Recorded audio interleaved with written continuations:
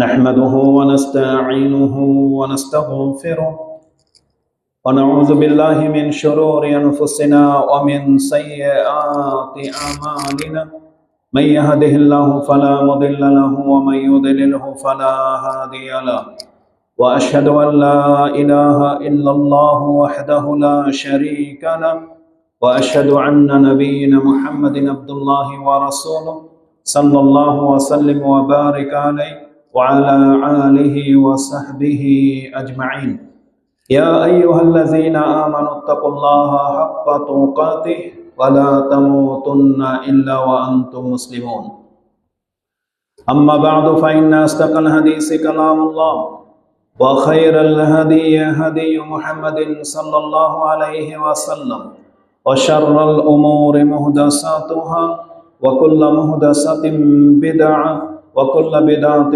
ضلالة وكل ضلالة في النار فقد قال الله تبارك وتعالى في كلامه المجيد بعد أعوذ بالله من الشيطان الرجيم يا أيها الإنسان ما غرك بربك الكريم الذي خلقك فسواك فعدلك في أي صورة ما شاء ركبك وقال الله تعالى في موضع آخر قل أعوذ برب الناس ملك الناس إله الناس من شر الوسواس الخناس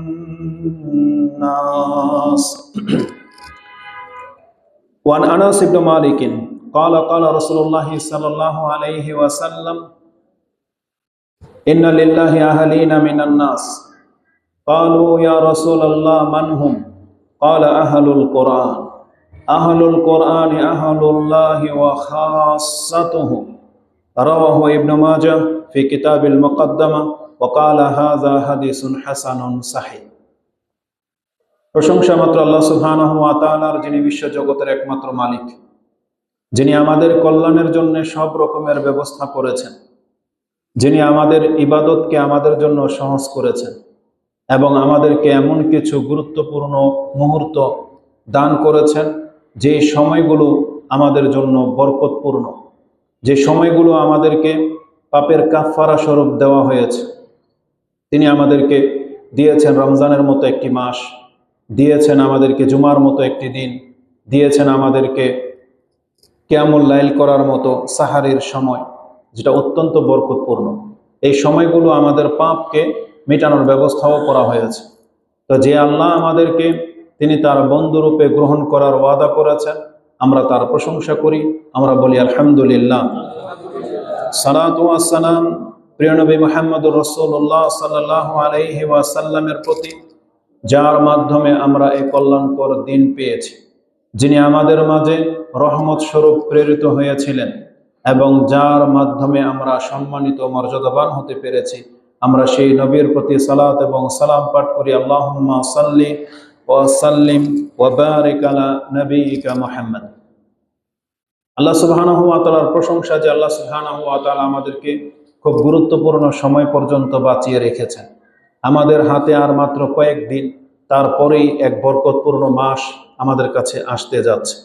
এই জন্য আমাদের পক্ষে যার দ্বারা যতটা সম্ভব তাকে আল্লাহ সুবহানাহু ওয়া তাআলার কাছে প্রতিনিয়ত দোয়া করতে হবে যে আল্লাহুম্মা বাল্লিগনা রমাদান, আল্লাহ আমাদেরকে রমজান মাস পর্যন্ত পৌঁছে দেন।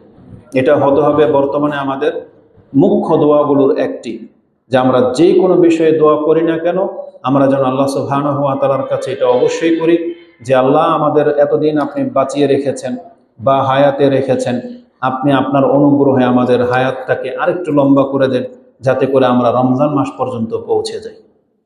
এটা অত্যন্ত গুরুত্বপূর্ণ। কেননা এ রমজান মাস আমাদের হিসাব অনুযায়ী আর মাত্র 20 দিন পর, 20-22 দিন পরে চলে আসবে। আজকে হচ্ছে শাবান মাসের 8 তারিখ। আমাদের গণনা অনুযায়ী চাঁদ দেখার উপর ভিত্তি করে আমরা এটা নির্ণয় করতে পারি যে আজকে হচ্ছে শাবান মাসের 8 তারিখ। এই জন্য বাকি দিনগুলো আমাদেরকে এই গণনাটাকে ঠিক রাখতে হবে। কারণ রাসূলুল্লাহ সাল্লাল্লাহু আলাইহি ওয়াসাল্লাম থেকে আমাদেরকে দিক নির্দেশনা দিয়ে দেওয়া হয়েছে যে ইমাম তিরমিজি রাহিমাহুল্লাহ তিনি তার কিতাবে হাদিসটিকে কোট করেছেন, যেটা আপনি 678 পেয়ে যাবেন, 678 অথবা 684 এর মধ্যে থেকে আপনি পাবেন। সিয়ামের অধ্যায়, যে রাসূলুল্লাহ সাল্লাল্লাহু আলাইহি ওয়াসাল্লাম বলেছেন আহসুল হেলাল শাবান আলী রমাদান, তোমরা শাবান মাসের তারিখগুলোকে সূক্ষ্মভাবে গণনা করো। কেন? লি রমাদান, রমজান মাস হাসিল করার উদ্দেশ্য।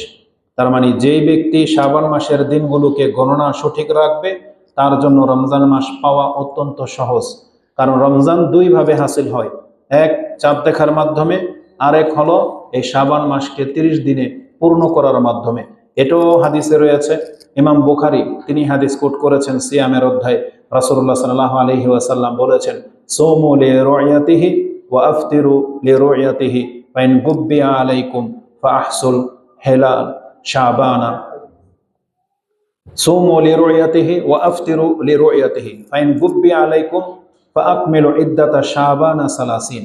যদি চাঁদ তোমাদের কাছ থেকে আড়াল থেকে যায় তাহলে তোমরা শাবান মাসকে 30 দিনে পূর্ণ করে নিবে, তারপরের দিনই হচ্ছে রমজান, তারপরে আর চাঁদ দেখার কোনো প্রয়োজন নাই। তা আমরা যদি শাবান মাসের দিনগুলোকে গণনা না করি তাহলে বুঝবো না যে কবে 29 তারিখ কবে 30 তারিখ। এজন্য এটা গণনা অত্যন্ত জরুরি। ইমাম বুখারী হাদিসটাকে কোট করেছেন, যেটা আপনি 1909 নম্বরে পেয়ে যাবেন। এই শাবান মাসে আমাদের করণীয় হলো অধিক মাত্রায় সিয়াম পালন করা। এটা হচ্ছে রাসূলুল্লাহ সাল্লাল্লাহু আলাইহি ওয়াসাল্লামের সুন্নাহ, কারণ তিনি এত পরিমাণে সিয়াম রাখতেন। ইবনে মাজাহ এবং মুসলিমে হাদিসটি আয়েশা রাদিয়াল্লাহু তাআলা আনহা থেকে এইভাবে ব্যক্ত করা হয়েছে, সুইলা আন সাওমি রাসূলুল্লাহ সাল্লাল্লাহু আলাইহি ওয়াসাল্লাম ফি শাবান, তিনি বলেন কানা ইয়াসুমু শাবানা কুল্লাহ, কানা ইয়াসুমু শাবানা ইল্লা কালিলা। আয়েশা রাদিয়াল্লাহু তাআলা আনহা তিনি বলেন যে রাসূলুল্লাহ সাল্লাল্লাহু আলাইহি ওয়াসাল্লাম তিনি শাবান মাসে এত পরিমাণ সিয়াম রাখতেন, কানা ইয়াসুমু শাবানা কুল্লাহ বলা হয়েছে, একবারে পুরো রমজান মাস মতো করেই তিনি শাবান মাসের সিয়াম পালন করতেন। তবে এটা যে পুরো মাস ছিল না, এটার ব্যাখ্যা তিনি নিজেই করেছেন, কানা ইয়াসুমু শাবানা ইল্লা কালিলা, তবে তিনি কিছুদিন ছেড়ে দিতেন যাতে রমজানের সাথে মিলে না যায়। এই পার্থক্যের জন্য রাসূলুল্লাহ সাল্লাল্লাহু আলাইহি ওয়াসাল্লাম তিনি কিছু সিয়াম ছাড়তেন। এবং নাসাইতে তিরমিজিতে যে হাদিসটা এসেছে সেটাও 700 পরে গেলে আপনি পেয়ে যাবেন। উম্মে সালামা রাদিয়াল্লাহু তাআলা আনহা তিনি বলেন মা রাআইতুন নাবিয়্য সাল্লাল্লাহু আলাইহি ওয়াসাল্লাম ইয়াসুমু শাহরাইন মুতাতাবিআইন ইল্লা শাবান ওয়া রমাদান, আমি রাসূলুল্লাহ সাল্লাল্লাহু আলাইহি ওয়াসাল্লামকে কখনো 2 মাসকে জোড়া করে সিয়াম রাখতে দেখি নাই, মানে জোড়া করে। তবে যেটা দেখেছি তিনি শুধুমাত্র শাবান এবং রমজান এই 2 মাসকে জোড়া করে ফেলতেন সিয়াম রাখতে রাখতে। তার মানে এত বেশি পরিমাণ সিয়াম রাখতেন যেন পুরা শাবান মাসই রাসূলুল্লাহ সাল্লাল্লাহু আলাইহি সাল্লাম সিয়াম পালন করেছেন।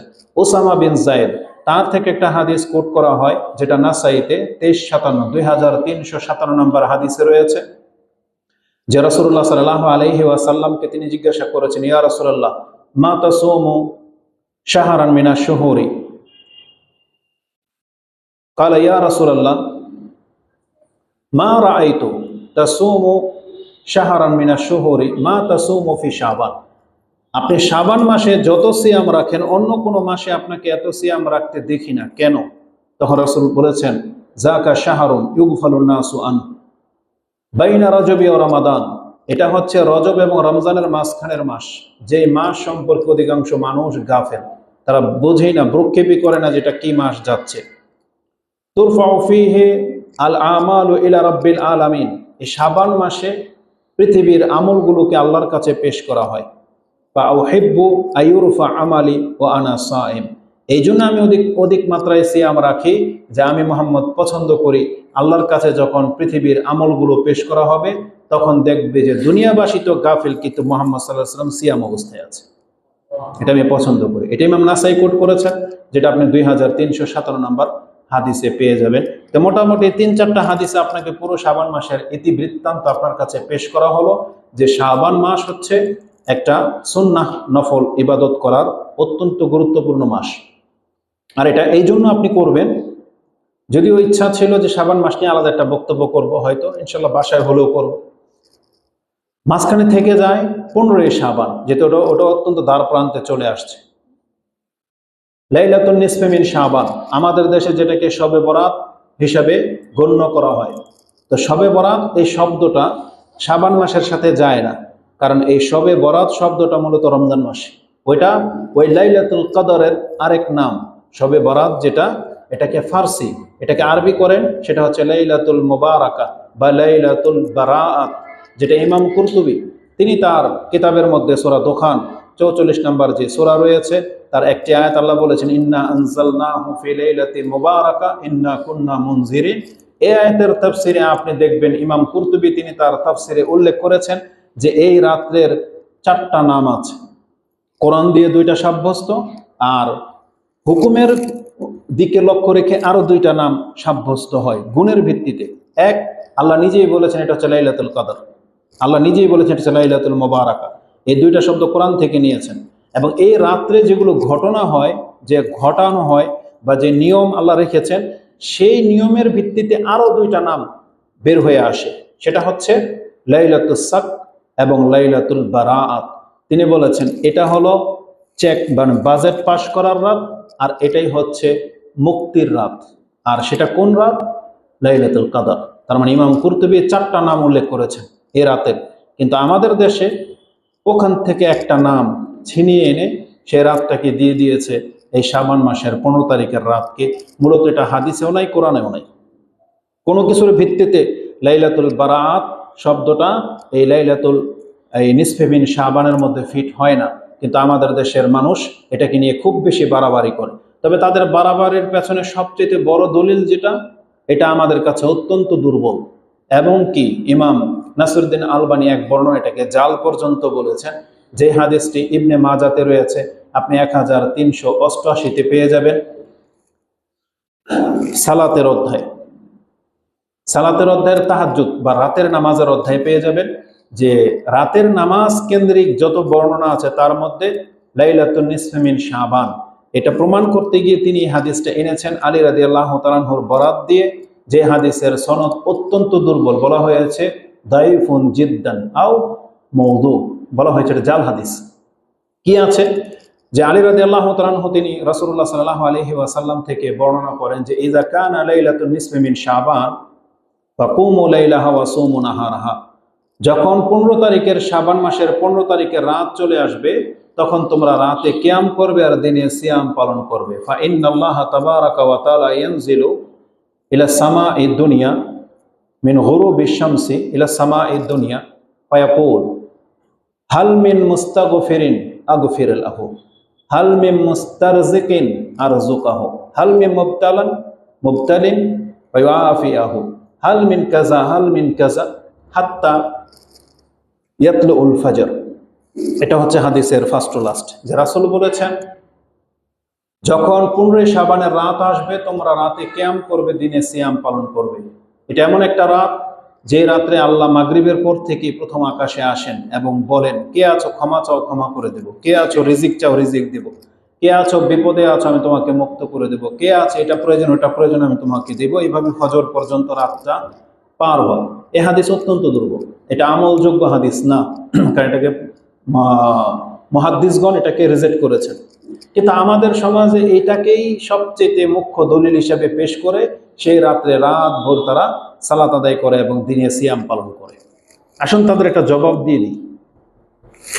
এই রাতের একটা হাদিস সহি, যেটা ইবনে মাজার একটা হাদিস পরেই পাবেন, এটা ছিল 1388, আপনি 1390 নম্বর হাদিসটা নেন, যেটা আবি মুসা আশআরি থেকে বর্ণনা করা হয়েছে।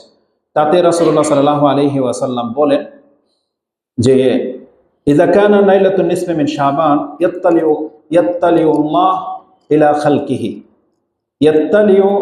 খালকিহি মিন লাইলাতিন নিসফে মিন শাবান ফায়াগফিরু জামিআ খালকিহি ইল্লা মুশরিকিন আও মুশাহিনিন। রাসূলুল্লাহ সাল্লাল্লাহু আলাইহি সাল্লাম বলেছেন আল্লাহ সুবহানাহু ওয়া তাআলা 15 শাবানের রাতে পুরো পৃথিবীর দিকে তাকান এবং তিনি তার সমস্ত সৃষ্টিকে ক্ষমা করে দেন, কেবল 2 ব্যক্তিকে ছাড়া, যারা আল্লাহর সাথে শিরিক করে এবং যারা ভাইয়ের সাথে শত্রুতা রাখে, মানে একে অপরের সাথে শত্রুতা বিদ্বেষ রাখে, তাদেরকে ক্ষমা করা হয় না। তাহলে এই হাদিস এটাও দুর্বল, কিন্তু নাসিরউদ্দিন আলবানী এটাকে হাসান বলেছেন এই জন্য, যেহেতু এই হাদিসটা আরেকটা সূত্র থেকে সাহিহ ইবনে হিব্বানে কোট করা হয়েছে, সেটা হচ্ছে মুয়াজ বিন জাবাল, তার থেকে একটা সূত্র এসেছে, ওটাও দুর্বল। কিন্তু এই রকমের বিভিন্ন হাদিস থেকে আসার কারণে নাসিরউদ্দিন আলবানী এটাকে গ্রহণযোগ্য বলেছেন, যেটা একাধিক বর্ণনায় সূত্রতে পাওয়া যায়, এটাকে মেনে নেওয়ার মতো। সেটা কি? ওটা তো একই কথা আছে যে ইন্নাল্লাহা ইয়াত্তালিউ ইলা ইলা সামাঈদ দুনিয়া বা ইলা ইলা জামিই খালকিহি লাইলাতুন নিসফি মিন শাবান ফায়াগফিরু জামিই খালকিহি ইল্লা মুশরিকুন আও মুশাহিনুন। তবে দুই ব্যক্তিকে ক্ষমা করা হয় না, মুশাহিনুন তাতে অতিরিক্ত বাড়তি আছে, কানা বাইনাহু ওয়া বাইনা আখিহি শানা, এটা সাহিহ ইবনে হিব্বানে আছে। এই হাদিসটাকে যদি সহিহ হিসেবে নিয়ে নেওয়া হয়, যে একটা তো প্রমাণ হলো যে লাইলাতুন নিসফি মিন শাবান ওটা শবে বরাত, আপনি শব্দ নাই বলেন, কিন্তু এই রাতের একটা মর্যাদা হলো এই দিনে আল্লাহ সবাইকে ক্ষমা করে দেয়। তাহলে আল্লাহ যেহেতু সবাইকে ক্ষমা করে দেয়, তাহলে আমি যদি এখন সারা রাত শুকরিয়া স্বরূপ সালাত আদায় করি, দিনে যদি সিয়াম পালন করি, অপরাধ কোথায়? এটা হচ্ছে তাদের যুক্তি। তাদের এই যুক্তির খণ্ডনে আমরা বলবো, হাদিসে যেই দুইটা শব্দ আছে আপনি সেটা করেন, সেটা কি? আপনি শিরক থেকে মুক্ত হয়ে যান আর শত্রুতা বিদ্বেষকে থামিয়ে দেন। তাহলেই তো এই রাত্রে আপনি না ঘুমিয়ে থাকুন, মুক্তি পেয়ে যাবেন, নাজাত পেয়ে যাবেন। কারণ দুইটা কন্ডিশনের উপরে ভিত্তি করে আল্লাহ ক্ষমা করে থাকেন। এক, আপনি শিরিক করতে পারবেন না। দুই, আপনার ভাইয়ের সাথে আপনার কোনো শত্রুতা থাকতে পারবে না। এই অন্তর যাদের মুক্ত, শিরিক মুক্ত, বিদ্বেষ মুক্ত, এই রাত্রের তারা ঘুমায় থাকলো আল্লাহর পক্ষ থেকে ক্ষমা চলে আসবে। তাহলে আমাদের করণীয়ের মধ্যে এটা করতে হবে, যেটা আমাদের হাতে আরো 7 দিন সময়, তো 6 দিন, এর মধ্যে আপনি শিরিক থেকে তওবা করে নেন, এর মধ্যে থেকে আপনি শত্রুতাকে মুছে ফেলেন, তাহলে আল্লাহ আপনাকে ক্ষমা করে দিবেন। দ্বিতীয়ত আরেকটা মজার ব্যাপার হলো, এই গুণের কারণে যদি আপনি এটাকে লাইলাতুল বারাত নাম দিয়ে থাকেন আর হালুয়া রুটি বানান বা সালাত আদায় করে থাকেন বা কবর জিয়ারতের প্রচলন ঘটিয়ে থাকেন, আপনাকে এর চাইতে একটা আরো অথেন্টিক একটা হাদিস শোনাই, যেটা ইমাম মুসলিম কোট করেছেন। ইমাম মুসলিম তার কিতাবুল বিররি ওয়াস সিলা, তিনি তার 6438, 39, 40 এই হাদিসগুলোর মধ্যে একটা হাদিস পেয়ে যাবেন, যে রাসূল বলেছেন সপ্তাহে 2 দিন তুফতাহু আবওয়াবুস সামা তুরাদু আমালু ইলা রাব্বিল আলামিন বা তুরাদু আমালুন নাস ইলা রাব্বিল আলামিন। সপ্তাহে 2 দিন আকাশের দরজা খুলে দেওয়া হয় এবং আল্লাহর কাছে আমল পেশ করা হয়, যেটা ওই যে শাবান মাসের রাত্রে হয়। তখন কি আছে? আল্লাহ সুবহানাহু ওয়া তাআলা তখন সবাইকে ক্ষমা করে দেন। তুরাদু আমালুন নাস ইয়াউমুল ইসনাইন ওয়া ইয়াউমুল খামিস, রাসূল বলেছেন সোমবার আর বৃহস্পতিবার দিন আকাশের দরজা খুলে যায় এবং আমলনামা, প্রত্যেক সপ্তাহের আমলনামা 2 দিন আল্লাহর কাছে পেশ করা হয়। ফায়াগফিরুল্লাহু কুল্লু আবদিন মান লা ইউশরিকু বিল্লাহি শাইআন, আল্লাহর সাথে শিরিক করে না এমন প্রত্যেক ব্যক্তিকে আল্লাহ 2 দিন ক্ষমা করে দেন। আচ্ছা, তাওহীদবাদীদের মান এটা।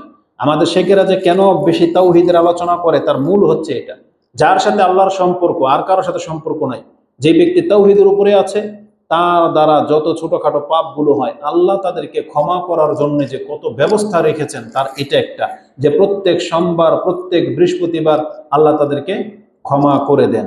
যে মান লা ইউশরিকু বিল্লাহি শাইআন ইল্লা রাজুলান, তবে ওই 2 ব্যক্তি ক্ষমা পায় না। শিরিক থেকে মুক্ত হওয়ার পরেও ক্ষমা বাধাপ্রাপ্ত হবে যদি সে কানা বাইনাহু ওয়া বাইনা আখিহি শাহনা, সে তার ভাইয়ের সাথে দ্বন্দ্ব রাগে, শত্রুতা রাখে, সেই ব্যক্তি তাওহীদবাদী হয়েও ক্ষমা পাবে না। আল্লাহ বলেন ফায়াকুল ফায়ুকালু, ফেরেশতাদেরকে বলা হয় আনজিরু হাযাইনি হাত্তা ইয়াস্তালিহা, এই 2 ব্যক্তিকে ছেড়ে দাও যতক্ষণ পর্যন্ত তারা একে অপরের সাথে মিলে না যাচ্ছে, একে অপরকে ক্ষমা না করা পর্যন্ত একেও ক্ষমা করা হবে না। সে যদি তার ভাইকে ক্ষমা করে দেয়, তোমরাও তাকে ক্ষমা ঘোষণা করে দিবে। এটা ইমাম মুসলিম কোট করেছেন। তাহলে যে কাজটা শবে বরাতের রাতে হয়, এর জন্য আপনি সারা রাত ভরে কিয়াম করবেন আর দিনের বেলা আপনি সিয়াম পালন করবেন, তাহলে ওই কাজটাই আপনি সোমবার দিন আর বৃহস্পতিবার দিন কেন করেন না? প্রত্যেক সোমবার আর বৃহস্পতিবার আপনি কেন কবর জিয়ারতে যান না? প্রত্যেক সোমবার বৃহস্পতিবার সারা রাত আপনি জেগে কেন সালাত আদায় করেন না?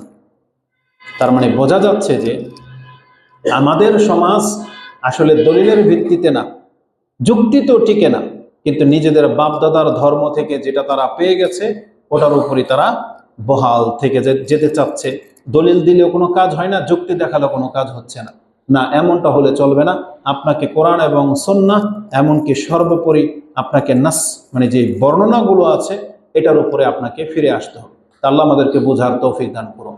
তা আমাদের কাছে নিসফে শাবান বলে কোনো রাত প্রতিষ্ঠিত নাই, মানে ইবাদতের জন্য এটা দুর্বল হাদিস দিয়ে কোনোদিন কোনো আমল প্রতিষ্ঠিত হয় না। ফজিলত বর্ণনা করা যায় কিন্তু আমল হবে না, এটা তাদের থিওরি, হানাফিদের থিওরি যে ফজিলত বর্ণনা করা যায়। তাহলে ফজিলত থাকলে করেন, কিন্তু এখানে তো আমলের কথা আছে, সারা রাত ভরে কিয়াম করবেন, দিনের বেলা সিয়াম পালন করবেন, এটা আমল। আর রাসূলুল্লাহ সাল্লাল্লাহু আলাইহি ওয়াসাল্লামের আমল এর খেলাফ। কারণ রাসূলুল্লাহ সাল্লাল্লাহু আলাইহি ওয়াসাল্লাম তিনি পুরো শাবান মাস জুড়ে সিয়াম রাখতেন, শুধু একটা সিয়াম রাখতেন না। এই জন্য আমাদেরকে সুন্নাহ দিকে ফিরে আসতে হবে। আমরা যতটুকু পারি এই শাবান মাসে আমরা সিয়াম পালন করব। এতে কি হবে? এক তো আমাদের প্রত্যেকটা সিয়াম আমাদের মর্যাদা বৃদ্ধি করবে, নেকি বৃদ্ধি হবে এবং আমাদের পাপ মিটে যাবে। তার থেকেও বড় ব্যাপার হবে অভ্যাস। আমরা যদি শাবান মাসের অভ্যাস করে নেই, তাহলে রমজান মাস আসতে যাচ্ছে, আমাদের চরিত্র আমল সব ঠিক হয়ে যাবে, তাহলে রমজান আসবে উত্তমভাবে। আমরা একটা সৎ ব্যক্তি হিসেবে রমজানকে স্বাগত জানাইতে পারবো। কিন্তু আমরা যদি আমাদের অভ্যাস মোতাবেক এখন পাপ কাজে লেগে থাকি, তাহলে সম্ভাবনা আছে রমজান তো আসবে কিন্তু আমাদের পাপ পাপই থেকে যাবে।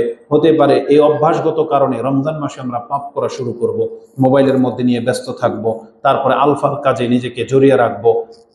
এটাকে থামানোর জন্য এটা উপযুক্ত সময়। এই জন্য শাবান মাস অত্যন্ত গুরুত্বের সাথে নিতে হবে, যাতে করে রমজানটা আমরা এই বছর ইনশাআল্লাহ আরো আগের চেয়ে বেটার বা কল্যাণকর করে পার করতে পারি। আল্লাহ আমাদেরকে তৌফিক দান করুন, আমিন। এবার আমরা আমাদের মূল বিষয়ের দিকে ফিরে আসি।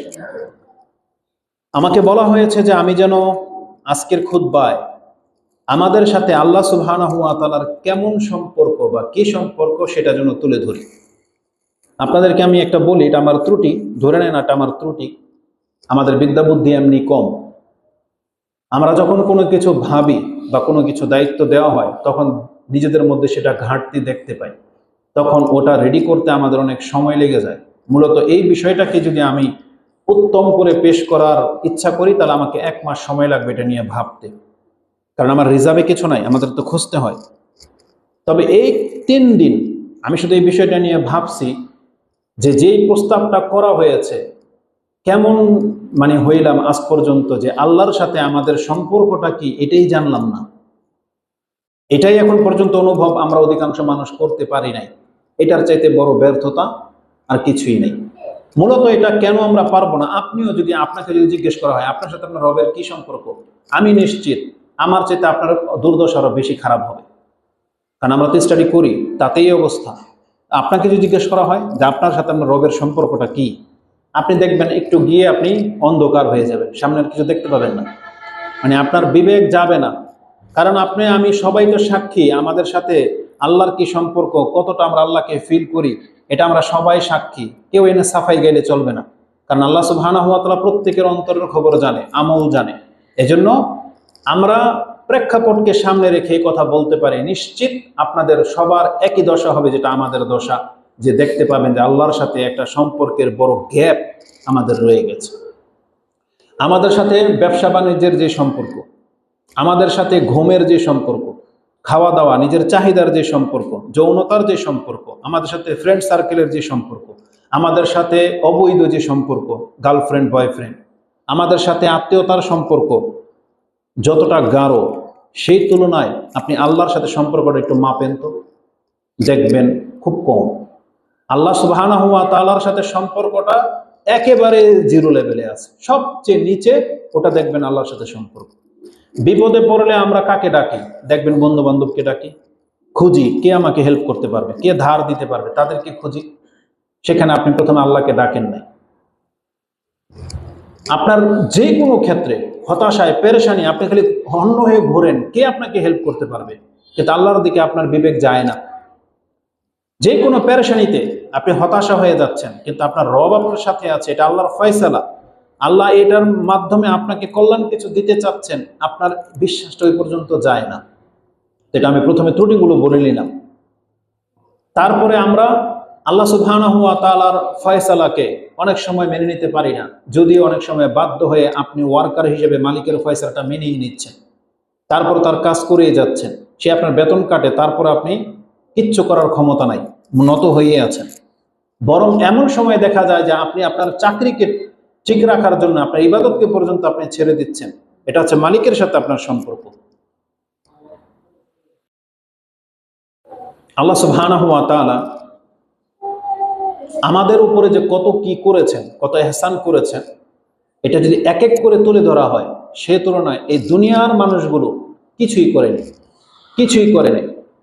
আপনি দেখতে পাবেন সেই তুলনায় যতটা রেসপেক্ট আমরা তাদেরকে করি, আমরা আমাদের মালিককে করি, পিতামাতাকে করি, আত্মীয় স্বজনকে করি, বন্ধু বান্ধবদেরকে করি, যতটা সম্মান তাদেরকে করি বা তাদের কাছে নত হয়ে থাকি, সেই তুলনায় আল্লাহ সুবহানাহু ওয়া তাআলা তিনি 24 ঘন্টা আপনার আমার কাছ থেকে সেজদায় পড়ে থাকাটা এটাও কম হয়ে যাবে, এটাও কম হয়ে যাবে। তা আসলে আমাকে যেহেতু বলা হয়েছে যে আল্লাহর সাথে আমাদের সম্পর্কটা কেমন, আমি বিষয়টাকে এইভাবে দেখতে পাচ্ছি। এটা ভাবতে গিয়ে দেখতে পেলাম যে না, বিষয়টা হয়তো এমন হওয়া উচিত ছিল যে আল্লাহ আমাদের সাথে কেমন সম্পর্ক করতে চেয়েছেন, এমন হওয়া উচিত ছিল। মানে এটা আপনাকে জানতে হবে যে আমরা কারা আর আল্লাহ আমাদেরকে কেমন সম্পর্ক করতে চেয়েছেন। মানে আমরা সবাই জানি আমরা আল্লাহর বান্দা বা গোলাম, কিন্তু আল্লাহ সুবহানাহু ওয়া তাআলা হাকিকি ভাবে তিনি আমাদেরকে গোলাম রূপে সৃষ্টিত করেছেন, কিন্তু তিনি আমাদেরকে গোলাম রাখতে চান না, বরং তিনি আমাদেরকে তার অন্তরঙ্গ বন্ধু হিসেবে পেতে চান। এটা আমি আজকে আপনাকে দেখাবো। আল্লাহ নিজে একা, নিজে কোনো সন্তান গ্রহণ করেননি, নিজে কোনো পরিবার গ্রহণ করেননি। আল্লাহ চেয়েছেন আমাদের মধ্য থেকে তার পরিবারের অন্তর্ভুক্ত করতে। মানে আল্লাহ আমাদেরকে নিয়ে থাকতে চেয়েছেন। একজন মানুষের থাকে না যে কেউ নাই, সে তার টিম, তার অধীনস্থ একজন নেতা যখন হয়, সে তার টিম নিয়ে বেঁচে থাকতে চায়, তার আর পরিবার টরিবার লাগে না। আপনি ওই সেন্সে নিয়েন না, কারণ আমাদের মধ্যে সবসময় খালি যৌনতা কাজ করে, তো এই জন্য আমাদের মাইন্ড শুধু ওই দিকে থাকে। কিন্তু ব্যক্তিত্বের হিসেবে দেখেন, একজন পাওয়ারফুল লিডার, তার যতক্ষণ ক্ষমতা, উত্তম ক্ষমতা থাকে, তার যদি অনুসারী থাকে, তার যদি একটা জগৎ থাকে, তার ওই শুধু ওই যৌনতাই মুখ্য বিষয় না, সেগুলোকে সে প্রত্যাখ্যান করে। সে তার টিম নিয়ে থাকা পছন্দ করে, যারা তার আনুগত্য করবে, যারা তাকে রেসপেক্ট করবে, ওটাকে নিয়েই তারা আলহামদুলিল্লাহ আমাদের মধ্যে থেকে যায়। আর আল্লাহ তো হচ্ছেন স্রষ্টা এক। আল্লাহ সুবহানাহু ওয়া তাআলা তিনি সঙ্গী গ্রহণ করবেন, এটা আল্লাহর সাথে যায় না। আল্লাহ বলছেন আল্লাহ তা থেকে মুক্ত, পবিত্র, সুবহানা, তিনি পবিত্র সঙ্গী গ্রহণ করা থেকে। ওটা আলাদা একটা মানে আকীদাগত বিষয়। এটা আল্লাহ নিজের পক্ষ থেকে আমাদেরকে জানিয়েছেন, যদি আমি আমার সন্তান গ্রহণ করতে চাইতাম, তাইলে এই তুচ্ছ সৃষ্টির মধ্য থেকে কেন আমি আল্লাহ তোমাদের চেয়ে উত্তম সৃষ্টি বানিয়ে আমার সন্তান হিসেবে গ্রহণ করে নিতাম। আল্লাহ বলেছেন। আল্লাহ বলেছেন এমনও যে আমি যদি দুনিয়াটাকে খেলতামশার বিষয়ে মনে করতাম, তাহলে আমি তো খেলতামশার জন্য এর চেয়ে উত্তম কিছু সৃষ্টি করতে পারতাম, যেগুলো নিয়ে আমি খেলতামশা করতাম। তার মানে আল্লাহ সুবহানাহু ওয়া তাআলা মা খালাকতা হাযা বাতিলা। আল্লাহ বলেছেন যে ইমানদাররা এটা বলে যে আল্লাহ তুমি এগুলোকে অযথা ফেলে দেওয়ার মতো তুচ্ছ তাচ্ছিল্যের জন্য তুমি সৃষ্টি করো নাই। তার মানে এটার পেছনে রহস্য আছে। এবার আসলে আমি আমার মূল বক্তব্যের দিকে ফিরে যাই। তার মানে আল্লাহ আমাদেরকে বান্দা হিসেবে সৃষ্টি তো করেছেন, কিন্তু আল্লাহ আমাদেরকে বেটার কিছু দেখাতে চাচ্ছেন। তিনি আমাদেরকে তার বন্ধু হিসেবে গ্রহণ করতে চাচ্ছেন, যেটা হবে আজকের বক্তব্যের মূল বিষয়। যে আমরা আল্লাহ সুবহানাহু ওয়া তাআলার কয়েকটা পরিচয় প্রথমে আপনার কাছে তুলে ধরি, তারপরে এই পরিচয়গুলো যেই ব্যক্তি বহাল রাখবে, তাদের সাথে আল্লাহ আরো দুইটা পরিচয়ে পেশ হবে, তবে এটা পর্দার আড়ালে। যারা আল্লাহর বন্দিগিটাকে পারফেক্ট করে দেখাবে, আল্লাহ তাদেরকে আরেকটা রূপ দেখাবেন যে সে আল্লাহকে কিভাবে পাবে। আসুন দেখাই। প্রথম কথা হচ্ছে যে আল্লাহর পরিচয়টা জেনে নেন। যাকে আজকে আমরা সম্মান করি না, যাকে আজকে আমরা ভুলে গেছি, কে তিনি? সেই সত্তা সম্পর্কে আপনাকে জানতে হবে। তিনি সেই সত্তা যিনি আপনাকে আমাকে সৃষ্টি করেছেন। তিনি হচ্ছেন খালেক। আল্লাহু খালিকু কুল্লু শাইইন। আল্লাহ সুবহানাহু ওয়া তাআলা কোরআনে তিনি একটা আয়াতে উল্লেখ করেছেন, এক কথাতে আপনি পেয়ে যাবেন, যেটা সূরা জুমার 39 নম্বর সূরার 62 নম্বর আয়াতে রয়েছে। আল্লাহ সুবহানাহু ওয়া তাআলা তিনি বলেন, আল্লাহ হচ্ছেন তিনি আল্লাহু খালিকু কুল্লি শাইইন ওয়া হুয়া আলা কুল্লি শাইইন ওয়াকিল। আল্লাহ হচ্ছেন তিনি যিনি সবকিছুকে সৃষ্টি করেছেন এবং তিনি সবকিছুর উপরে কর্মবিধায়ক, সবকিছুর উপরে কর্তৃত্বাধীন রয়েছে। এই পিচ্ছিগুলাকে ঢুকান্ত ভিতরে, ওদেরকে ভিতরে ঢুকান্ত।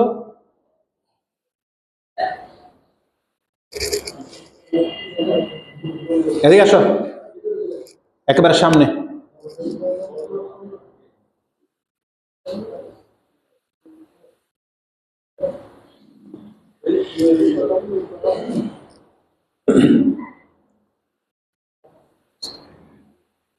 আল্লাহ সুবহানাহু ওয়া তাআলা তিনি তার পরিচয় আমাদের কাছে এইভাবে তুলে ধরতেছেন, আল্লাহু খালিকু কুল্লি শাইইন।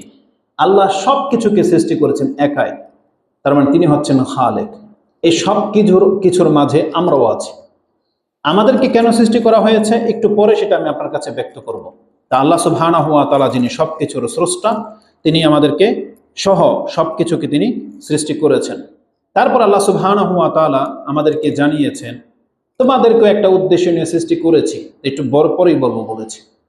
আর বাকি যা কিছু আছে এগুলোকে কেন সৃষ্টি করা হয়েছে এটাও আল্লাহ আমাদেরকে জানিয়েছেন, যে বাকি যত কিছু আছে তোমরা ছাড়া এটা বান্দা আমি তোমাদের কল্যাণের জন্য সৃষ্টি করেছি, মানে তোমাদের উপকারার্থে। তোমাদেরকে পরীক্ষা করা হবে, তোমাদেরকে এটা নিয়ে এই দুনিয়ার মধ্যে ব্যতিব্যস্ততায় রাখা হবে এবং এ থেকে তোমরা রিজিক প্রাপ্ত হবে, উপকৃত হবে, এই জন্য সৃষ্টি করা হয়েছে। যেটা আপনি সূরা বাকারা 2 নম্বর সূরার 29 নম্বর আয়াতে পেয়ে যাবেন। আল্লাহ সুবহানাহু ওয়া তাআলা বলেছেন, হুয়াল্লাযী, তিনি সেই সত্তা, খালাকা লাকুম মা ফিল আরদি জামিয়া, এই জমিনের মধ্যে যা কিছু আছে সব কিছু আমি আল্লাহ তোমাদের জন্য সৃষ্টি করেছি। তার মানে সব মানুষের জন্য, গাছপালা, নদী নালা, তারপরে পশু প্রাণী পাখি, যা কিছু আছে, যা কিছু একজন মানুষের জীবনের জন্য প্রয়োজন, সবকিছু আল্লাহ দিয়ে পৃথিবীটাকে আল্লাহ সাজিয়েছেন। হুয়াল্লাযী খালাকা লাকুম মা ফিল আরদি জামিয়া, আল্লাহ বলেন সবকিছু তোমাদের জন্য। এখান থেকে একটা আকীদার বিষয় আপনাকে ক্লিয়ার করে দেই, কারণ আমাদের সমাজে দেখেন বলে যে খুতবা লম্বা হয়ে যায়। খুতবা কেন লম্বা হবে না? যেটা আপনার মধ্যে অজ্ঞতা বেশি, যেন আমাদের কথাও বেশি বলতে হয়। যদি আমরা তাওহীদবাদী হতাম তো এখন যে কথাটা বলতাম এটা বলা লাগতো না। সেটা কি? আমাদের সমাজে একটা বাতিল আকীদা হলো, তারা বলে যে নবীকে সৃষ্টি না করা হইলে কিছুই সৃষ্টি করা হইতো না। এটা একটা চরম বাতিল আকীদা। আর শুধু বাতিল আকীদাই না, এর মতো মূর্খ মানুষই হয় না। মানে মানুষ তো মূর্খ হয়, মূর্খের একটা লেভেল থাকে। এটা কোন লেভেলের মূর্খ আসলে এটা বলাই যাবে না। সে যত বড় আপনার কাছে পাগড়িধারী আল্লামা হয়ে যাক না কেন, আপনার নজরে সে আল্লামা, কিন্তু কোরআন হাদিসের ভিত্তিতে সে তার মতন মূর্খ আর সমাজ আর কেউ নাই। যে কথা বলে যে রাসূলকে সৃষ্টি না করা হইলে মানে পৃথিবীকে সৃষ্টি করতেন না, মানে আল্লাহ সুবহানাহু ওয়া তাআলার চিন্তার মধ্যে পানি ঢেলে দিয়েছে। মানে আল্লাহ সুবহানাহু ওয়া তাআলা বলে কি, মানে আল্লাহর যে উদ্দেশ্য সেটাকেও মেরে দিছে একবারে। অথচ আল্লাহ সুবহানাহু ওয়া তাআলা কি বলেছেন? আল্লাহ যদি এই কথা বলতেন, হুয়াল্লাযী খালাকা লাকা মা ফিল আরদি জামিয়া, হে নবী আমি আপনার জন্য সবকিছু সৃষ্টি করেছি, তাহলে বুঝতাম যে কোরআনের আয়াত থেকে ওরা দলিল নিয়েছে। কিন্তু আল্লাহ বলেছেন হুয়াল্লাযী খালাকা লাকুম, তোমাদের জন্য। আল্লাহ বলেছেন তোমাদের জন্য, এখানে শুধু নবীকে বলা হয় নাই। তাহলে আপনি যদি এই কথা বলতেন, আল্লাহ যদি আমাদেরকে সৃষ্টি না করতেন পুরো পৃথিবীকে সৃষ্টি করতেন না, কথাটা মেনে নেওয়ার মতো হইতো। কারণ আল্লাহর মুখ্য হচ্ছে মানুষ, মানুষকে দিয়ে আল্লাহ ইবাদত করাবেন, তাই আল্লাহ এই পৃথিবীটাকে সৃষ্টি করেছেন। কিন্তু তারা কত বদাকিদা যে এটা নাকি মানে রাসূলকেই নাকি মানে সৃষ্টি করেছেন পৃথিবীর জন্য, বা পৃথিবী সৃষ্টি নাকি হতো না যদি রাসূলকে না পাঠাইতেন। তো পৃথিবীকে রাসূলকে একজন ছিল? কত শত রাসূল পৃথিবীতে এসেছে। মুহাম্মদুর রাসূলুল্লাহ সাল্লাল্লাহু আলাইহি সাল্লাম ওই রকম রাসূল, কাদ খালাত মিন ক্বাবলিহির রাসূল। মুহাম্মদ তো তিনি একজন রাসূল, তেমন রাসূল তার পূর্বে কত রাসূল পতিত হয়ে গেছে, যেটা আল্লাহ সুবহানাহু ওয়া তাআলা সূরা আলে ইমরান 3 নম্বর সূরা 144 নম্বর আয়াতে উল্লেখ করেছেন যে ওমা মুহাম্মাদুন ইল্লা রাসূলুন কাদ খালাত মিন ক্বাবলিহির রাসূল। মুহাম্মদ তো ঠিক একজন রাসূল, যেমন তার পূর্বে কত মর্যাদাপূর্ণ রাসূল অতীত হয়ে গেছে। ঈসা, মূসা, নূহ, ইব্রাহিম, আল্লাহ তো তাদের নাম উল্লেখ করেছেন। তাহলে তাদের জন্য আল্লাহ পৃথিবী সৃষ্টি করে নাই? এত ভ্রান্ত এদের এই বিশ্বাস, আল্লাহ হেফাজত করে আমাদের। আল্লাহ বলেছেন হুয়াল্লাযী খালাকা লাকুম মা ফিল আরদি জামিয়া, তিনি সবকিছু তোমাদের জন্য সৃষ্টি করেছেন। তাহলে এখান থেকে আল্লাহর পরিচয়টা আপনি পাচ্ছেন যে আল্লাহ আমাদের জন্য কি করেছেন, কি না করেছেন, এটা হচ্ছে দেখার বিষয়। মহান আল্লাহ সুবহানাহু ওয়া তাআলার পরিচয় তিনি আমাদের কাছে এইভাবে তুলে ধরেছেন। এই যে কোরআনের সর্বশেষ সূরা, সূরা আন-নাস, তাতে আপনি পরিচয় পেয়ে যাচ্ছেন। আল্লাহর পরিচয়ের সাথে আপনি আপনার অস্তিত্ব পাবেন এখন। সেটা কি? আল্লাহ সুবহানাহু ওয়া তাআলা তিনি তার পরিচয় দিয়ে আমাদেরকে জানিয়েছেন, কুল, তুমি আল্লাহর কাছে আশ্রয় চাও, আউযু বিরাব্বিন নাস, কুল আউযু বিরাব্বিন নাস, আমি মানুষের রবের কাছে আশ্রয় নিচ্ছি। মালিকিন নাস, মানুষের মালিক যিনি তার কাছে আশ্রয় নিচ্ছি। ইলাহিন নাস, যিনি মানুষের ইলাহ। তার মানে এই তিনটা শব্দ আমি আজকে আপনাকে দেখাবো যে এই তিনটার সাথে ওই যে প্রথমে যে কথাগুলো বলেছি আমাদের সাথে তারতম্য কি। আল্লাহ হলেন আমাদের রব, মানে তিনি লালন পালন করেছেন। আল্লাহ হচ্ছেন আমাদের মালিক, তিনি আমাদের ক্ষমতাধীন, মানে তিনি হচ্ছেন মূলত মালিক। আর তিনি হচ্ছেন আমাদের ইলাহ, যার ইবাদত করা যায়, আর কারো ইবাদত করা যায় না। তাহলে তিনটা পরিচয় আপনি পাচ্ছেন এখানে। আল্লাহ আমাদের মালিক, আল্লাহ আমাদের রব, আল্লাহ আমাদের ইলাহ। তার মানে কেন? কারণ আল্লাহ একটু আগেই বলেছে আল্লাহ আমাদেরকে সৃষ্টি করেছেন। আল্লাহ আমাদের রব, মানে কি তিনি আমাদেরকে রিজিক দিয়ে লালন পালন করে বড় করেছেন। আর যেহেতু তিনি মালিক, মানে তিনি আমাদেরকে সৃষ্টি করেছেন, তিনি রিজিক দিয়েছেন, তিনি হায়াত মউতের মালিক, এজন্য তিনি আমাদের মালিক। আর তিনি যেহেতু মালিক, তখন তিনি আমাদের কাছ থেকে একটা ডিমান্ড করেছেন যে আমার ইবাদত করতে হবে, সেটা একটু পরেই আসবে। এই তিনটা কথার সাথে আমাদের চরিত্রের মিল দেখেন। দুনিয়াতে আমরা আমাদের মালিকদেরকে, কোম্পানির মালিক বলেন, রাষ্ট্রের মালিক বলেন, নেতাদেরকে বলেন, এতটা সম্মান করি, এতটা রেসপেক্ট করি, এদের কাছে এত ধন্য ধরি, মনে হচ্ছে যে এরা আমাদের মাবুদ। মানে এমন হয়ে গেছে যে এরাই আমাদের ইলাহ। একজন মহিলা তার স্বামীকে এতটা রেসপেক্ট করে, মনে হচ্ছে যে তার স্বামী তার রব। বুঝেন না কেন? কারণ ওই যে তার স্বামী তার উপরে টাকা খরচ করে, পয়সাওয়ালা একটা স্বামী পেয়ে গেছে, এখন তার যা ইচ্ছা তাই এনে দেয়। এই জন্য তার স্বামীকে, এই যদি চোরও হয়, এ যদি নেশাখোরও হয়, বেনামাজি হয়, এই স্বামীকে এই মহিলা ছাড়বে না। ওর চরিত্র যা খুশি তা হোক, পয়সাওয়ালা স্বামী তো ওকে ছাড়বে না কোনোদিনই। আর ধর্ম গোল্লায় যাক, বুঝেন না আমাদের ভাষায়, যে ধর্ম গোল্লায় যাক, এই স্বামী নিয়ামত পেয়ে গেছে, একে আর ছাড়বে না। মানে ইমানের তখন আর দাম থাকে না যদি হ্যান্ডসাম পয়সাওয়ালা কোনো স্বামী পেয়ে যায়। ঠিক আমাদের কাছেও এরকম কোনো মহিলা একেবারে চোখে লেগে গেছে অন্তরে, ও যদি বদমাইশি হয় তাও ওরা ছাড়তে পারে না। আরে এমনও পুরুষ, আল্লাহ সুবহানাহু ওয়া তাআলা এদেরকে মান সম্মান বাড়িয়ে দিক বা পুরুষত্ব দান করুক, আমরা তাদের জন্য দোয়া করব। হীন পুরুষ এরা, যে স্ত্রী কারোর সাথে চলে গেছে ও বসে বসে কান্না করে, বুঝেন, এবং জিজ্ঞেস করে হুজুর ও তো আবার আসতে চায়, ওকে আমি নিমু, বুঝেন। মানে মাঝে মাঝে নিজের উপর আক্ষেপ হয়। তো এত কি সাপ পেয়ে গেছে এরা, বুঝি না। আল্লাহ হয়তো আমাদেরকে সে সাপ দেয় নাই, আস্তাগফিরুল্লাহ ওয়া আতুবু ইলাইহি। তো দুঃখ লাগে, এরা নাকি মুসলিম পুরুষ, পুরুষ আবার মুসলিম, যার চরিত্রটা এমন যে সেই মহিলাকে নিয়েও ঘর করতে চায়। ও মানে ওর কলিজা ফেটে যাচ্ছে একে ছাড়বে, অথচ বদ, চরম বদ, ভেগে গেছে কারোর সাথে, জানেও এখন ওই লোক বিয়ে হয়ে গেছে, আবার ও ফিরে আসতেছে, এখনো জিজ্ঞেস করে যে আমি কাউকে নিব কিনা। চিন্তা করা যায়? আল্লাহ এরকম কাপুরুষতা থেকে আমাদেরকে হেফাজত করুন, আমিন। তো কথা হচ্ছে যে মানুষের সাথে আমাদের সম্পর্কগুলো দেখেন, তিনটা আল্লাহর তিনটা পরিচয় আমি আপনার কাছে তুলে ধরলাম। এখন এই মানুষকে, যাকে আপনি এতটা রেসপেক্ট করতেছেন, যাকে আপনি একবারে আল্লাহর মতো করে ভাবতেছেন, সে আপনার সাথে কি করেছে। প্রথমে দেখেন, রব শব্দটা দুনিয়ার যারা কৃতদাসের মালিক, কৃতদাসের মালিক, বর্তমানে কৃতদাস কিন্তু নাই, কৃতদাসের যারা মালিক তাদেরকে আল্লাহ রব বলেছেন। আরবি ভাষার হিসেবে তারাও রব, আবার পিতামাতাও রব। কিন্তু এই দুই রবের মধ্যে পার্থক্য দেখেন। এই লোকটা স্বাধীন ছিল, কথাটা একটু বোঝেন, একটু সময় লেগে যাবে, যেটা আপনারা বুঝতে পারলে সহজ হতো আমার জন্য। এই বাচ্চাগুলোকে, আমাদেরকে একবারে মায়ের পেট থেকে বের হওয়ার পর থেকে লালন পালন করে এই যে বড় করেছে, এটা কারা করেছে? পিতামাতা করেছে। সেই সেন্সে তারাও আল্লাহর মতো রব উপাধি পেয়ে গেছে, যে সে তোমাকে লালন পালন করে বড় করেছে। কামা ইউরাব্বাউনা সিগারা, দোয়ার মধ্যে আরবরা বহু বচন এটা বলে, কামা ইউরাব্বাউনা সিগারা, মানে সাগির, ছোট থেকে তোমাকে পালন করতে করতে বড় করেছে। তোমার বাপ মাও রবের মান রাখে, কিন্তু তাদেরকে রব বলা হয়নি। দুনিয়াতে তাদেরকে পিতামাতা বলা হচ্ছে, তাকে রব বলা হচ্ছে না। আবার যেই ব্যক্তি, এই বাচ্চাটাই, আমি আর আপনি যখন অন্যের কৃতদাস হয়ে গেলাম, তখন আমাকে বলা হয়েছে তুমি তোমার রবের আনুগত্য করো, সে তোমার রব। কারণ ইমাম বুখারী সেই হাদিস কোট করেছেন ইলমের অধ্যায়ে, যে তিন ব্যক্তিকে আল্লাহ ডাবল ডাবল নেকি দেন।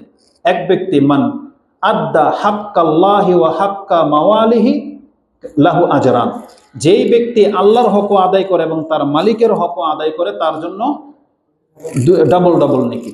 তাহলে ওই কৃতদাসকে বলা হয়েছে এটা তোমার রব, মালিককে বলা হয়েছে রব। অথচ দেখেন এই লোক কিন্তু একে লালন পালন করে নাই, এখন সে খরিদ সূত্রে বা ক্ষমতার দাপটে একে গোলাম বানিয়ে ফেলছে, এই জন্য সে রব সেজে গেছে। কিন্তু আসলে কিন্তু ও রবের কাজটা করে নাই, কারণ ও ওকে লালন পালন করে নাই। এই কাজটা কে করেছিল? বাপ মা করেছিল, যার পেট থেকে আমরা হয়েছি তারা করেছিল। কিন্তু ভাগ্যিস ক্রমে আমাদের বাপ মা থেকে হারিয়ে আমরা অন্যের গোলাম হয়ে গেলাম।